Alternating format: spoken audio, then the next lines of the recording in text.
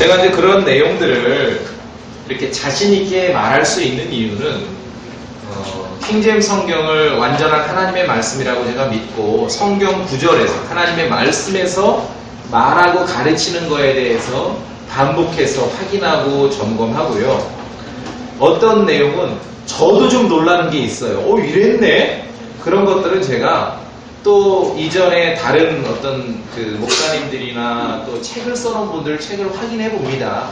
그럼 내가 이렇게 보는 것들이 그렇게 어떤 왜곡되거나 혹은 이렇게 오판한 것이 있지 않는가. 그래서 거짓, 완전할 수는 없죠. 하다 보면은 이제 어떤 논리적인 오류도 있을 수가 있고, 때로는 말 실수도 있을 수 있고, 생각을 잘못한 것도 있을 수 있는데, 그렇지만도 이제 우리가 성경을 통해서 큰 얼개에서 이렇게 확인하고 여러분에게 같이 나누고 우리가 진리를 확인하고 확신을 얻는 것들이 때로는 새롭고 신기하다 이런 것도 있었나?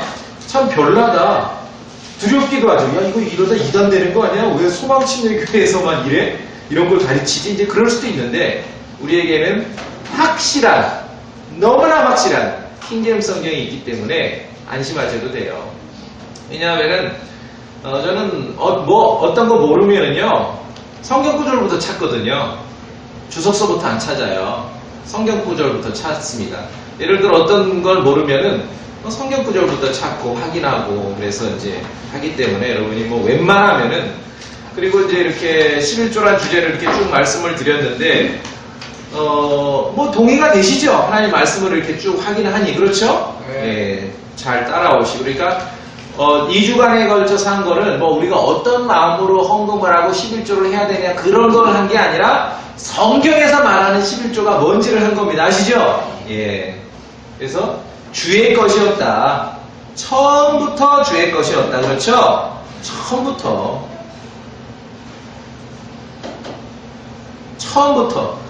그래서 원칙적인 면에서는 이스라엘 자손이 10분의 1을 드리는 것이 내 것을 감사해서 따로 떼서 드린다. 그런 개념이 아니라 그건 아예 처음부터 주의 것이고 그 용도는 모았어요. 그럼 성전에 채워놓고 쓸 거 아닙니까? 그 용도가 뭐였어요? 가장 중요한 거는 첫째는 레위인. 그렇죠?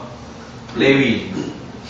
왜냐하면 이 사람들은 따로 그 상속이 없고 성막에서 성전에서 봉사하는 일에 전념을 했기 때문에 따로 농사 짓거나 가축을 치거나 이런 여유가 없기 때문에 다른 11지파가 11조한 거에서 레위인은 살도록 돼 있고 자 그럼 이제 시스템은 여러분이 이해하셨습니다. 레위인은 그러면은 받아먹으면 그만입니까? 아니죠. 레위인도 11조를 했죠? 레위인이 11조한 건 어디로 가는 거였어요?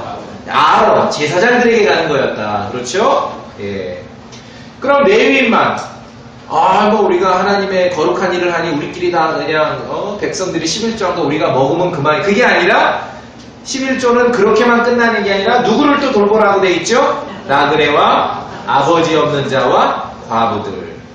그러니까 그 사회에서 하나님이 보실 때 당대 그 사회에서 가장 어떤 이 모두의 돌봄이 필요하다라고 한 그룹들을 나그네, 스트레인저, 그 동네 사람이 아닌 사람들, 그리고 아버지 없는 자들, 과부들을 공익적 차원에서 돌보도록 하는 그 체계가 11조였다. 성경의 11조였다. 그것을 우리가 보게 됩니다. 그래서 오늘은 이 11조의 수혜의 대상이었던 레위인이나 나그네나 아버지 없는 자나 과부에 대한 내용을 좀 더 살펴보므로 이것이 이제 신약 성경 교회의 성도들에게 어떤 방식으로 이렇게 어떤 그 변화가 이루어지고 또 적용이 이루어지는가를 보겠어요. 오전에 설교했지만 우리의 유월절도 있는 거지요. 그러나 이스라엘 자손이 실제로 양을 잡았다면은 우리의 유월절 양은 예수 그리스도 되시는 거지요. 그러니까 실제 고기 뜯어먹는 이런 유월절은 없는 거지요. 우리의 무교절도 있지요. 그들은 실제로 누룩 넣지 않은 부풀지 않은 그러니까 베이킹 파우더 넣지 않은 빵을 일주일 동안 먹음으로 그런 하나님께서 자신들을 구속하신 것을 생각하고 기념했다면 우리는 우리의 누룩을 넣지 않은, 부풀지 않고 베이킹 파우더 넣지 않은 빵은 우리가 따로 어디서 만들어 먹어야 될 빵이 아니라 교회라 그랬죠. 우리 자신이라 그랬죠. 그러니까 우리 안에 어떤 누룩과 같은 악한 교리라든지 윗선이라든지 어떤 나쁜 거라든지 범죄라든지 아주 부정한 거라든지 음행이라든지 이런 걸 아주 그냥 뽑아서 다 버려버리라 하실 정도로 그렇게 누룩에 대해서 엄히 경고한 것으로 교회의 무교절을 우리가 이해할 수 있게 된다. 근데 지금도 토종 이단들 중에는 뭐 6월절 지켜야 된다, 무교절 지켜야 된다, 이제 그런 소리 하는 사람들이 있죠. 시간을 낭비할 필요 없어요. 첫째는 킹제임스 성경 모르면 시간 낭비할 필요도 없고, 덤벙 그냥 자기들이 원하는 구절만 가지고 하는 사람들하고는 시간을 낭비할 필요 없습니다. 자, 지금 제 초점은 나그네와 아버지 없는 자와 과부들. 이게 구약 성경에요. 이 트리플로 늘 등장을 해요. 세트로. 왜 그러냐면은 이 사람들이 바로 레위인 다음으로 구약 시대의 11조의 수혜의 대상이었기 때문에 그런 것이죠. 자, 지금부터 이제 쭉 볼 테니까요. 한번 따라가 보시기 바랍니다. 신명기 10장. 신명기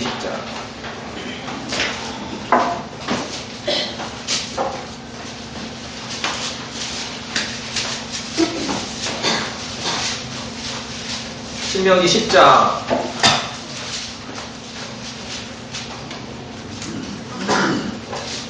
처음 구절이니 함께 읽겠습니다. 신명기 10장 18절 시작.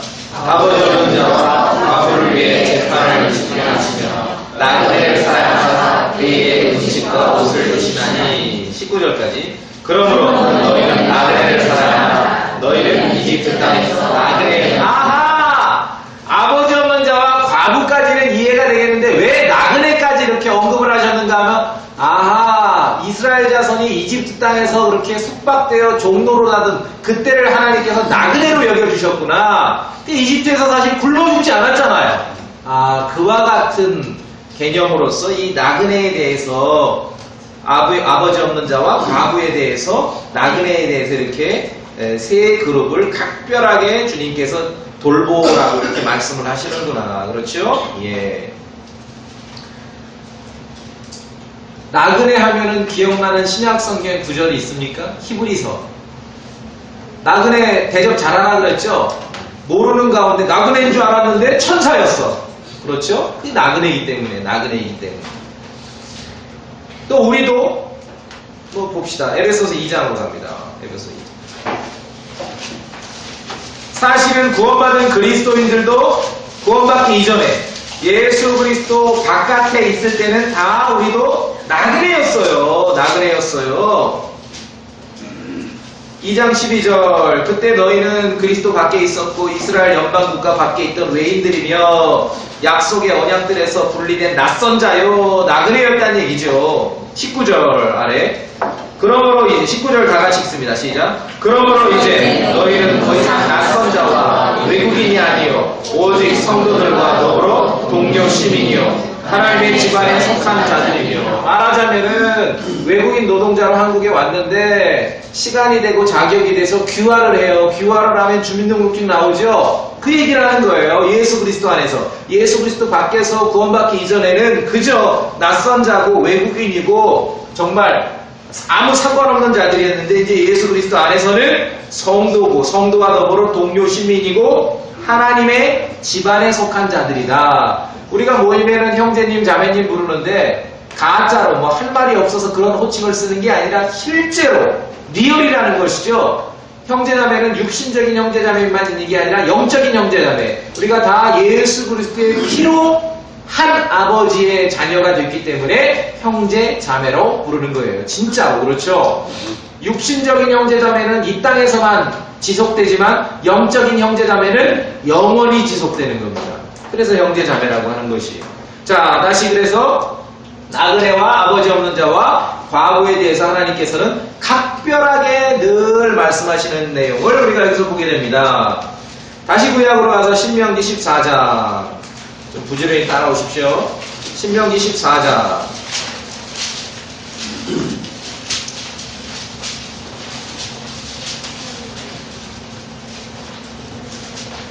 자, 지난주에 봤던 이제 28절에 11조에 대해서 하면서 무엇을 보고자 하는 거냐 하면은요, 레위 사람과 내 성문 안에 거하는 나그네와 아버지 없는 자와 29절입니다. 29절.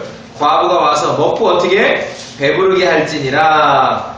그 다음에 그리하면 주 내 하나님께서 내게 내 손으로 하는 모든 일에서 어떻게 하셔요? 내게 복을 주시리라.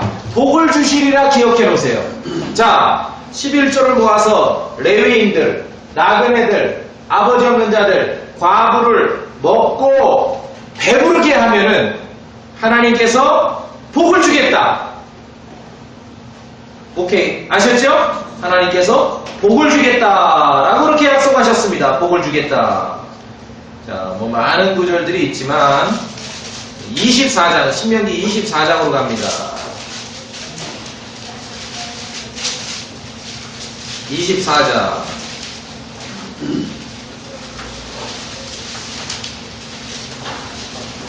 그러니까 이 면이 왜 이게 구약에서 성경에서의 11절은 정말 법칙이며 아주 의무 조항일 수밖에 없는지 그 수혜의 대상에 대해서 하나님께서 너무너무 강조하고 하나님께서 아주 집중적으로 그들을 보호하시기 때문에 그럴 수밖에 없었다는 것이죠. 그런데 이 내용을 빼먹고 11조라는 그 말과 낱말만 가져와서 동동 띄워서 지금 여기다 적용해버린다면은 우와 이거 뭐 꼼짝 말하겠죠 정말? 신명기 24장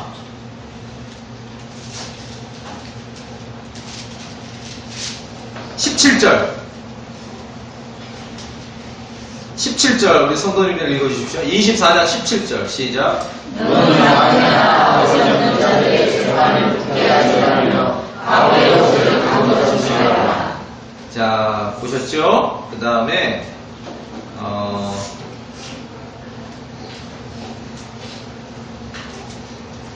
자, 지금부터는 11조를 통해서 정말 그 어떤 사회의 구조를 통해서 레위인, 나그네, 아버지 없는 자, 과부들을 이제 이렇게 돌보라고 하나님 명령하셨는데 그것만이 아니라 정말 이스라엘 자손들, 하나님의 말씀을 존귀히 여기는 이스라엘 백성들의 실제 삶을 통해서 어떻게 그 11조의 정신이 실현될 수 있게 하셨는지 그 내용을 볼 겁니다. 24장 19절 19절 우리 여기 누가 좀 김정태 행지님 좀 19절부터 쭉 읽어주시겠습니까? 소리내서.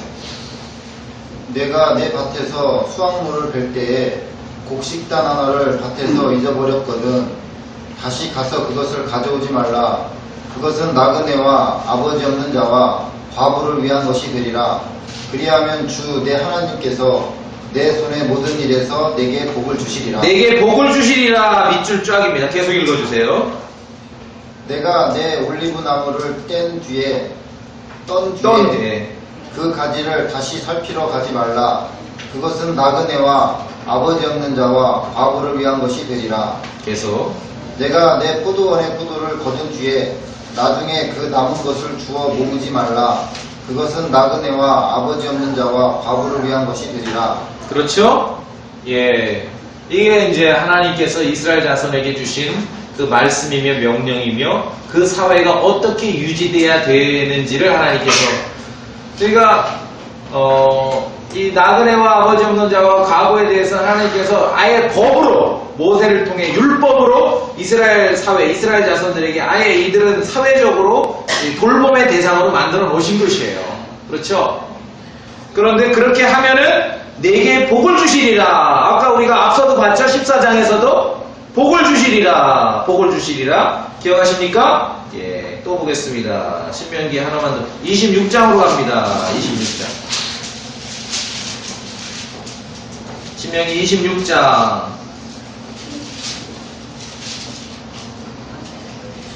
어느 정도까지 이것이 중요한 문제였는가, 당시에. 신명기 26장 12절, 13절. 12절, 13절. 우리 윤봉승님 읽어주실래요? 신명기 26장 12절, 13절입니다. 잘 들으세요. 셋째 해 곧 11조를 드리는 해 너는 내 소출의 모든 11조 드리기를 마치고 그것을 레위 사람과 나그네와 아버지 없는 자와 과부에게 주어 그들이 내 성문 안에서 먹고 배부르게 하라.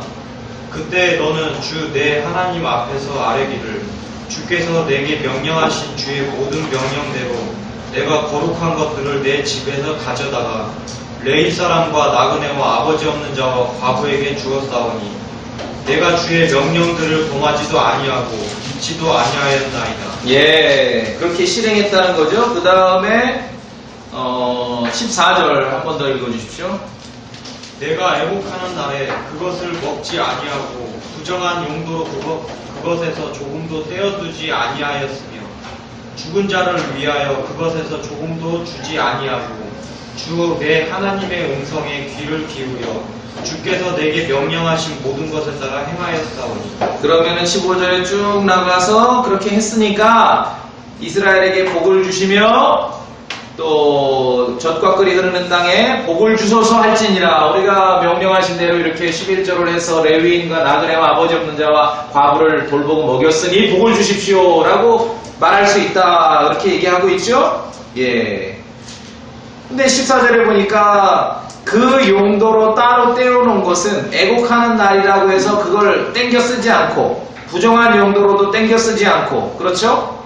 죽은 자를 위해서도 땡겨 쓰지 않고, 급한 장례식이라고 해서 그것을, 그러니까 이 용도는 지금 11조의 해, 셋째 해, 11조의 해 마련된 이 자금, 이 재정은 지금 딱 정해져 있는 거죠, 목적이. 그러니까 다른 용도로 결코 쓰지 않게 돼 있는 거예요. 그렇죠? 예. 그러면서 복을 주십시오. 복을 주십시오. 여기까지 오셨죠? 자, 그럼 이제 지난주에 봤던 구절을 한 번 더 보겠습니다. 조금 더 명료해지실 겁니다. 말라기 3장.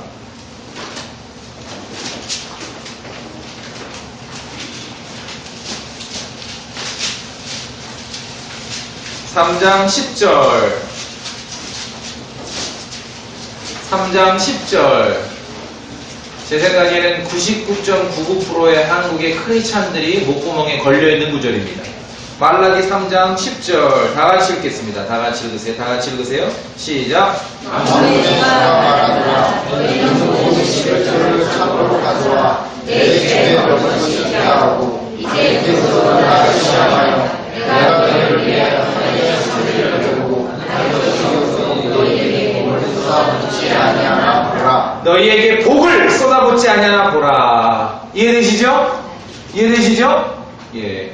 말씀에 하나님의 법에서 주어진 하나님의 율법의 체계 속에서 충분하게 이해가 되는 거예요. 그렇죠? 근데 이것을 11조라는 단어와 복이라는 단어만 동동동동 띄워가지고 오늘날 사람들에게, 크리스천들에게 갖다가 덮어 씌워버리면은 꼼짝 말하죠. 꼼짝 말아요. 예. 여기까지 잘 따라오셨죠? 이제 뭐 레위 사람들에게 주는 내용도 많습니다. 예를 들어 뭐 느헤미야 10장 같은 데 보면 이제 레위 사람들에게, 그러니까 말하자면 이스라엘 사람들이 하나님의 말씀을 어기고 법대로 준행하지 않으면은 그 사회에서 누가 궁핍해지고 누가 살기 어려져요? 레위인이며 나그네며 아버지 없는 자며 과부들이었더라. 그렇죠? 뭐 사회가 피폐해지는 거죠.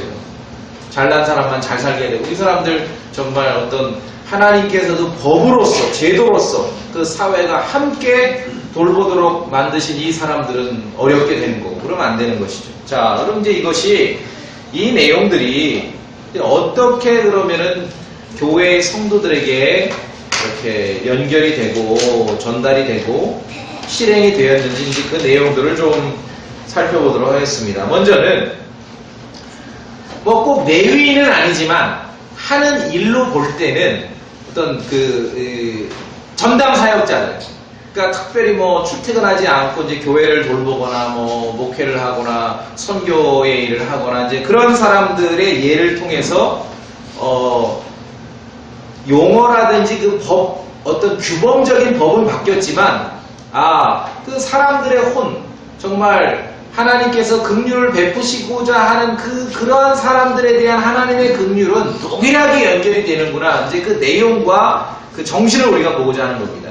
고린도전서 9장으로 갑니다. 고린도전서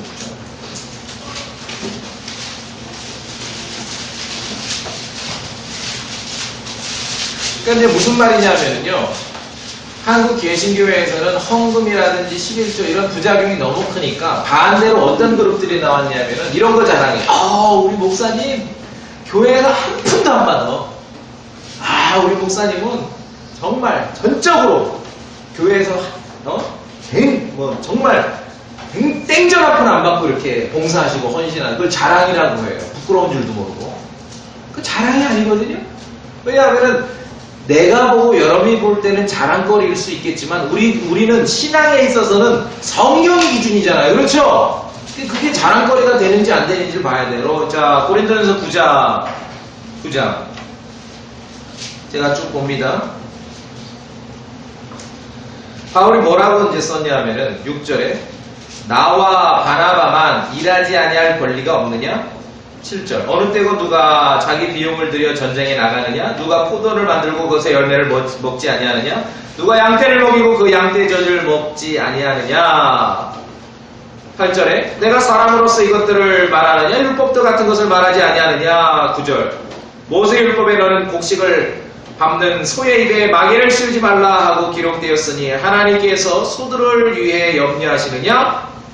쭉 하면서 이제 11절 우리가 너희에게 영적인 것들을 뿌렸은즉 너희의 육적인 것들을 거둔다 해도 그것이 큰일이냐? 무슨 말씀인지 아시겠죠? 예, 그 다음에 구약의 예를 이제 들면서 우리 같이 한번 읽어봅시다. 13절 읽어봅시다. 13절 성도님들 13절 시작.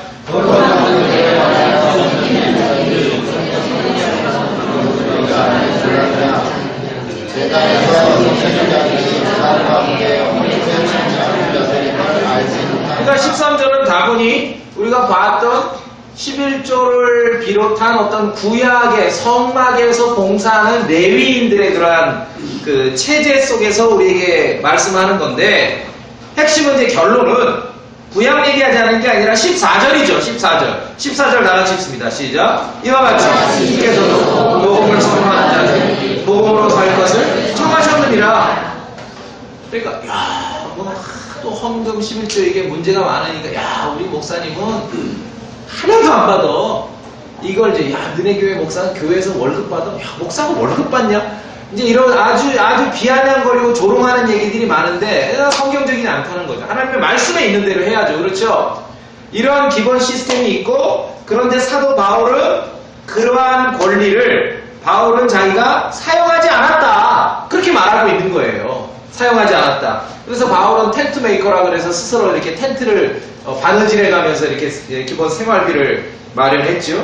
이제 구약의 레위인이나 제사장과 똑같지는 않지만 고린도전서 9장의 예를 보더라도 구약의 법으로서 진행해 왔던 그러한 맥락에서 그러한 정신에서 신약의 교회도 그리스도의 교회에도 동일하게 어떤 유사하게 레위인도 아니고 제사장도 아닙니다. 그러나 일로서 보자면은 이렇게 레위인처럼 성막에서 전적으로 봉사하던 사람과 유사하게 어떤 복음을 전하는 일에 이렇게 전적으로 시간을 쓰고 삶을 쓰는 사람들에 대해서 뭐 그런 시스템 안에서 교회 안에서의 그러한 마련돼서 이렇게 공급받는 것이 전혀 문제가 되지 않는다. 11절에 영적인 것을 뿌렸은즉 유충적인 것을 이게 큰일이 아니다. 그렇죠? 아시겠죠? 이렇게 돼 있는 거예요. 그래서 오히려 교회의 성도들은 뭐 그냥 시체말로 표현하자면은 목사에게 월급을 안 주는 걸 자랑할 게 아니라 월급을 주는 걸 자랑해야죠. 우리가 말씀대로 한다. 성경에서 그렇게 가르친다. 자, 몇 구절 한번 더 보겠습니다. 로마서로 갑니다. 로마서 15장.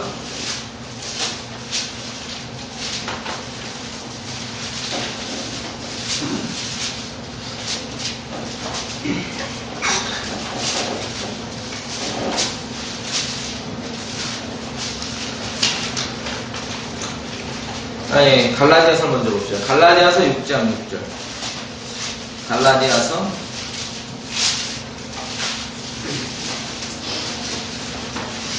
6장 6절. 갈라디아서 6장 6절.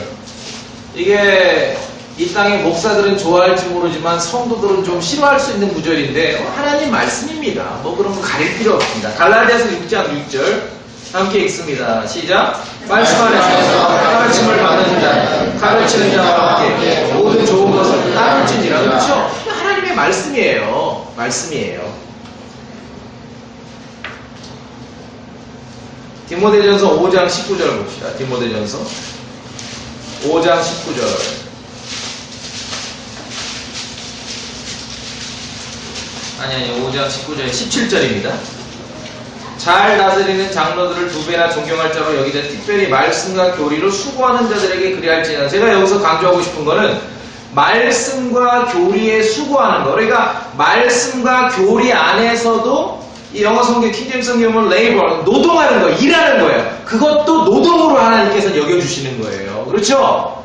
예, 말씀과 교리 안에서도 이런 성경 교사나 목사가 하는 일을 하나님께서는 일한다 그래. 노동하는 거예요. 노동하는 거예요. 근데 이제 한국의 일반적인 뭐 다 그런 건 아니지만 일반 크리스찬들은 우리 목사님은 논대. 그러니까 말씀을 연구하고 묵상하고 공부를 하고 책을 보면은 이제 일반적으로 한국 크리스찬들은 그 목사는 노는 목사야. 부지런히 가방 들고 쫓아다니고 신방 다니고 막 성도들 뭐 집안 참견하고 이래야 이제 일하는 목사로 보이는 거예요. 근데 성경에서는 말씀과 교리에서 수고한다. 이게 가장 첫 번째라는 거. 자, 그래서 꼭 같지는 않지만 이스라엘 사회가 하나님의 법에 의해서 11조가 모여서 레위인 나그네 아버지 없는 자 과부들이 이렇게 이제 도움을 받았는데 오늘날 하나님의 교회 그리스도의 복음 안에서의 교회에서도 레위인도 아니고 뭐 제사장도 아니지만 어떤 복음 전하기로 자신의 시간을 전적으로 쓰는 사람들에 대해서 또 교회를 돌보기 위해서 다른 그러한 그 세속적 일에 전적으로 참여하지 못하는 사람들에 대해서 이렇게 복음 전하는 사람들이 그런 체제 속에서 사는 것이 전혀 성경에 어긋난 건 아니다라고 말씀하고 있는 거죠. 그렇죠? 예, 그래서 너희들의 교회 목사는 교회에서 월급 받아, 좀 그런 거 아니야? 이런 것들이 전혀 이건 아주 조롱하는 말이지 하나님의 말씀에 어긋나는 말은 아니다. 그것을 우리가 볼 수 있습니다. 자, 그 다음에 이제 여기 오면은 디모데전서 5장으로 갑시다.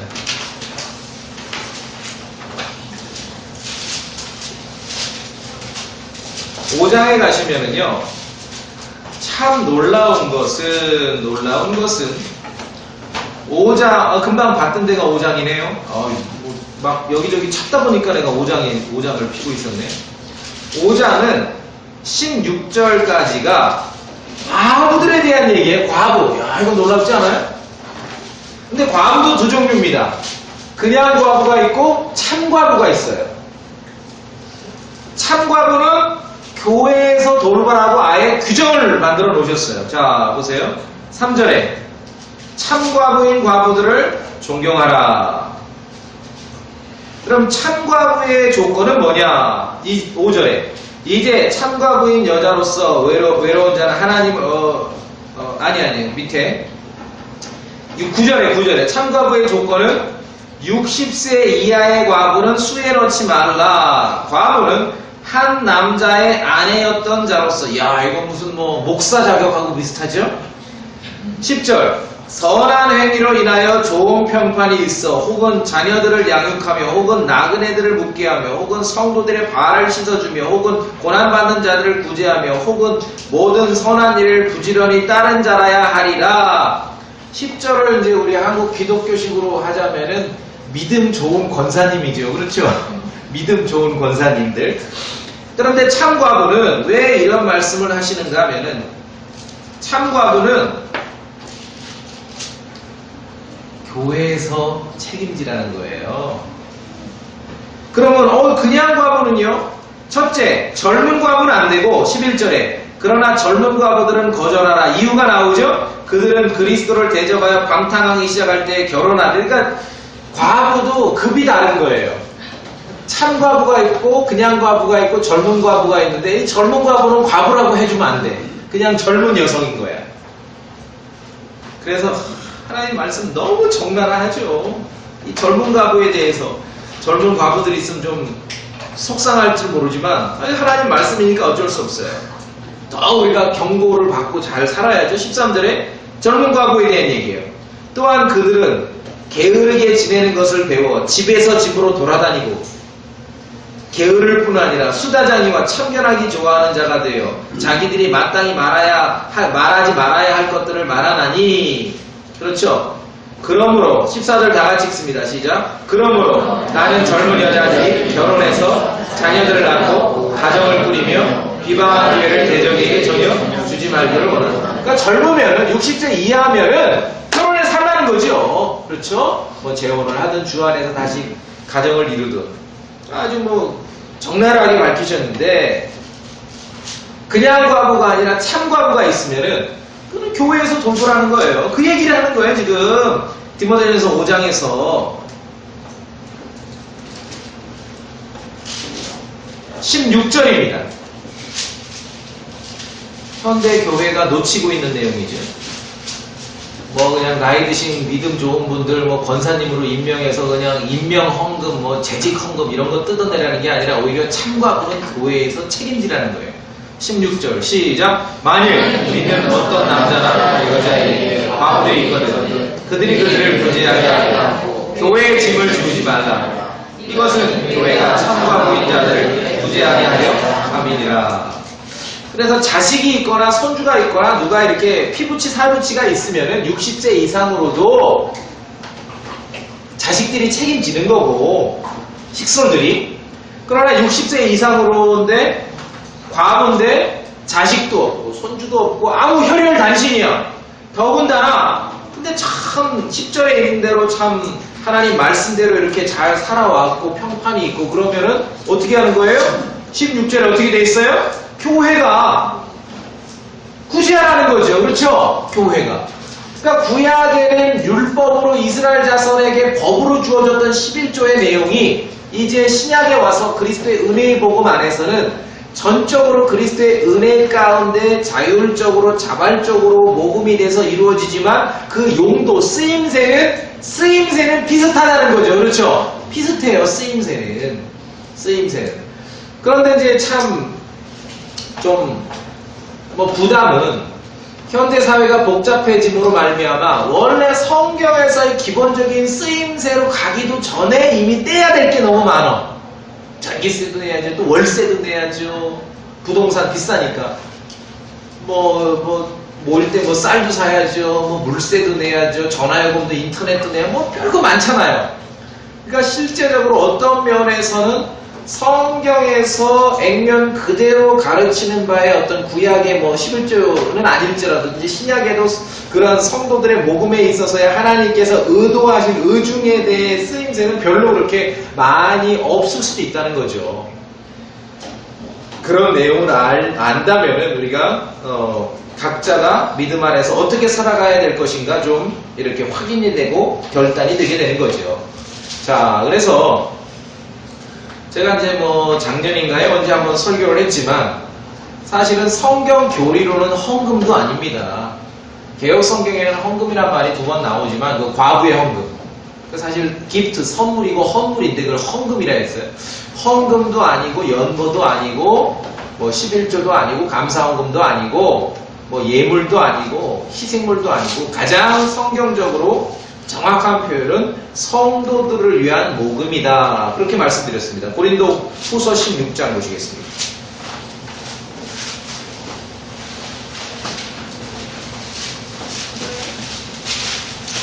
16장 1절에 이제 성도들을 위한 모금에 관하여는, 그래서 성도들을 위한 모금이죠.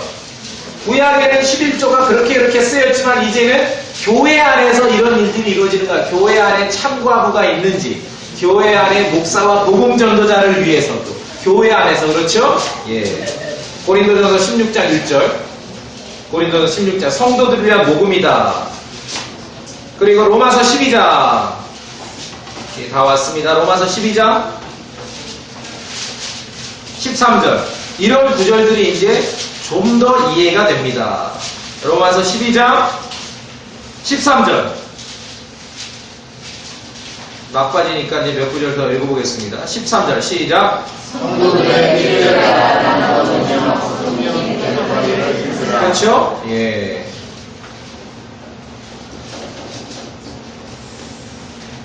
로마서 15장으로 갑니다. 로마서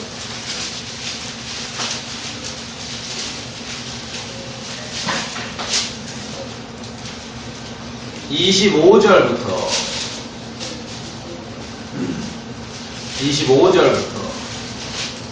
제가 봅니다. 그러나 지금은 내가 성도들을 섬기기 위해 예루살렘으로 가노니 무슨 말이에요? 그런 한국 사람들은 성도를 섬긴다 그러면은 발 닦아주는 것만 생각하는데 돈 가지고 가는 거예요. 지금 돈 가지고 구호금을 가지고 가는 거예요. 26절 이는 마케도니아와 아가야 사람들이 예루살렘에 있는 가난한 성도들을 위해 얼마를 기부함으로 기뻐하였기 때문이라. 참으로 그 일로 인해 그들이 기뻐하였느니라. 또한 그들은 저들에게 빚진 자들이니 만일 이방인들이 저들의 영적인 것들에 참여한 자가 되었거든 육신의 것들로 저들을 섬기는 것도 그들의 뭐라고요? 의무이니라. 의무라는 거예요. 의무. 대한민국 국민의 4대 의무 있죠. 그리스도인들의 의무가 있습니다. 영적인 것들로 참여했다면 육신적인 것들로 섬긴다는 것. 어려울 때 구호금을 보내는 거예요. 성도를 섬기는 것. 이게 구약에서 11조 정신하고 동일하죠? 나그네와 아버지 없는 자와 가부를 돌본 것입니다. 그래서 사도 바울과 그의 동역자들의 중요한 임무 중에 하나는 물론 어느 지역에 가서 복음을 전하고 말씀을 전하지만 이동 간에 특히 이제 예루살렘 중심으로 이동해서 들어올 때는 항상 돈보따리를 운반한 것입니다. 돈보따리. 그래서 우리가 말씀 안에 각자가 신앙이 성숙하고 믿음 안에 있을 때 절대 돈 얘기가 교회에서 나오고 강단에서 돈이라는 주제가 나오더라도 이것이 전혀 장애물거리가 안 되고 정말 우리의 믿음의 하나의 부분으로 이제는 이렇게 여겨지고 소화될 수 있어야 된다 이 말입니다. 자, 고린도후서 9장만 보고 오늘 마치도록 하겠습니다. 고린도후서 9장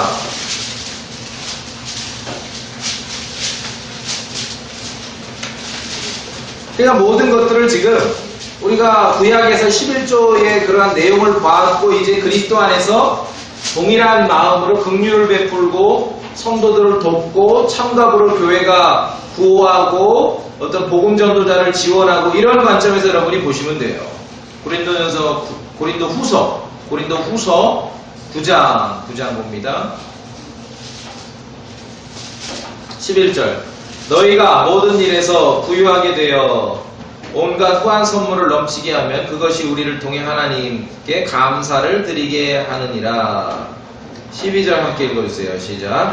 이 성인의 친구가 성도들의 부족한 것을 증오하시나 하나님께 드리는 많은 감사로 인하여 넘치리라. 그러니까 구약의 11조 정신을 우리가 그대로 이렇게 이해를 한다면은 신약의 교회도 예루살렘 교회나 이방인의 교회도 정말 먹고 배부르게는 돌봐줬다 이거죠. 먹고 배부르게는. 그 다음에 13절 이 직무의 실행을 통해 너희가 그리스도의 복음을 시인하고 복종하며 또 그들과 모든 사람들에게 너그러이 나누어 주었으므로 그들이 하나님께 영광을 돌리고 하면서 쭉 나왔습니다. 예. 구약에도 그렇고 신약의 초대교회도 그렇고 이런 그 성도들 위한 모금의 문제나 돈의 문제가 이게 하나님의 은혜를 나누는 하나의 방법이었고 매개였지요. 그렇죠? 이게 지금 종교 사기꾼들이 한국 기독교를 지배함으로 말미암아 완전히 왜곡돼 버려서 그렇죠? 난리 아니잖아요. 하나님께서 그렇게 하신 게 아니라 구약의 11조의 체계를 보니 아하 이게 무엇인지를 알겠다. 그리고 그런 믿는 사람들이 그렇게 성경을 존중히 여기는 사람들이 역사에 있어서 도시를 이루고 국가를 이뤘을 때는 그 도시나 국가가 이런 사람들을 기본적으로 그렇게 먹고 배부르게 할 수 있는 그런 체제를 갖췄던 걸 우리가 좀 볼 수 있구나. 하나님의 말씀은 동서 복음을 막론하고 모두에게 임할 수 있는 진리라는 거예요. 진리. 그렇죠? 예, 다 같이 기도하겠습니다.